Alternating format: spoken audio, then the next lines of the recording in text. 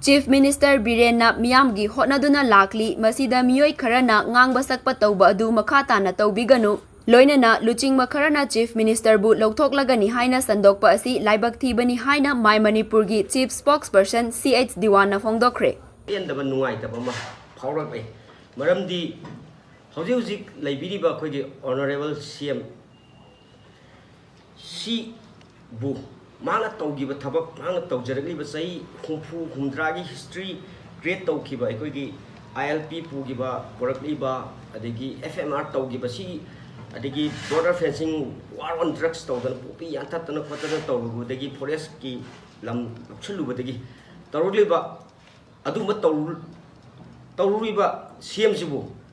hullaga kasutaba aikogi irang asibu diversion tawnaba Kasunataba akogi mimana drama yam chamjaba mi amabu fly oina seasonaraga director amana direction piraga haidiba chamjagraba mioi asida aidi mimana drama mioi amada mi gi personal oiba wangangan dana an tawra khoi irang si diversion on the channelaga mayam public sing ji adu on onsilaga leire masi yam khoi thamoi sokna nungai jate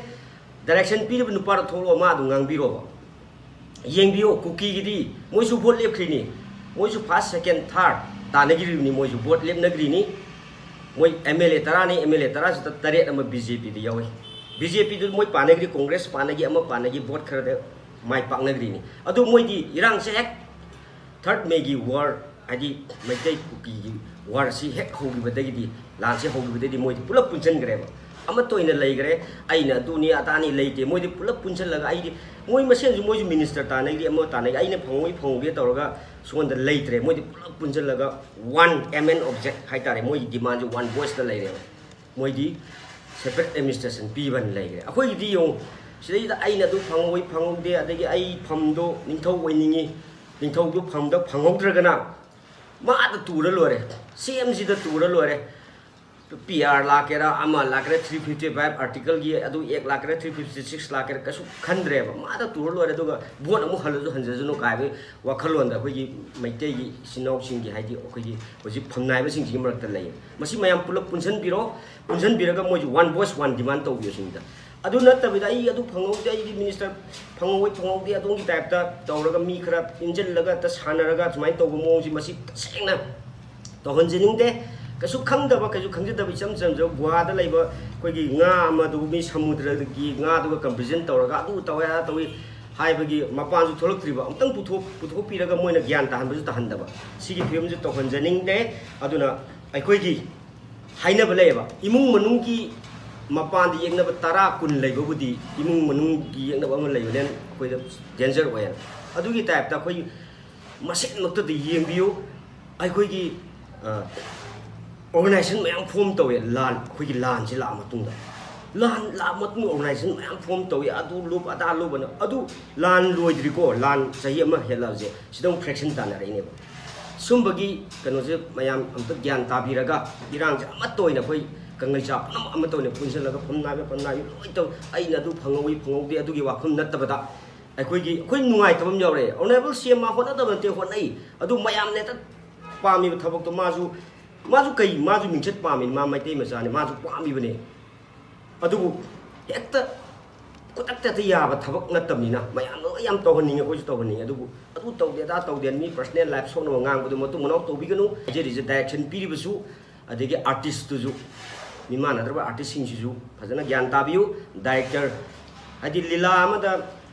hayeng na role am bi lila maming anhum da lon madi asmadi comedian yam phabani na si role ji pisal yam phajani me amna pamna ni haibegi mongom da don da sat ka dore aduna khoi gi ji lai ba khoi gi kwai present kwai luri ba khoi gi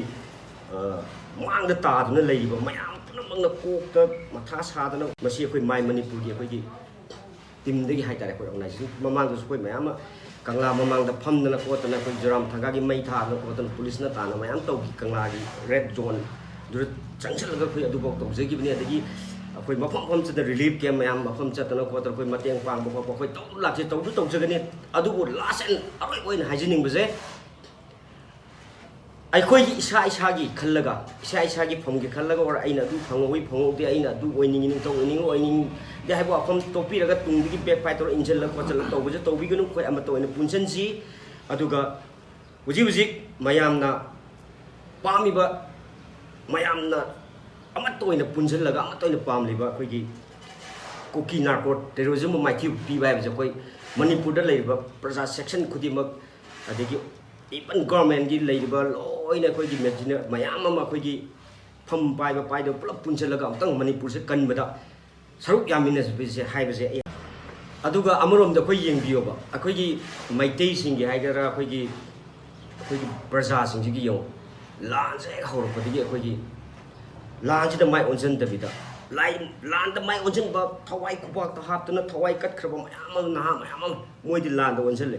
phamnai bi sing jin lan da onjan da bida akoigi hek lan hobadi akoigi lan ji kitang kanjala ba cm silani Delhi da du hairi da to Facebook thakat na social media da cm sil ji yam greba lan mamang du sin buti sil ko adu ju lan ji da onjan da bida yong thawai pon tha pi da na mayam iram dam asigi irei cham mayam thawai kat na lei ji moi adu ga khan pote ko chasan nani hangjan nani lei tabai mayum da chatna ko tan tawne to odabu moi kitang ek to kan da adu silni adu chalani Delhi chat likhre adu to gre to ga tasena khoi puning nu sibam yawi hayeng sei kun thra gi matung da koi honorable CM do mas mai pharam bane na koi na kona repentance lai dana koi na thawai chak tan tawde mo ta hujite ona chu ma gi ju asumba asengba isor lai bane mana kai ba iram dam irei koi gi kangri pak koi gi iram dam je khan boi ta di ma matam kuina dum praja gi seba to bu su aduga isor na su asum maran bijar to su no hai ba pam se simaga thamje ga roi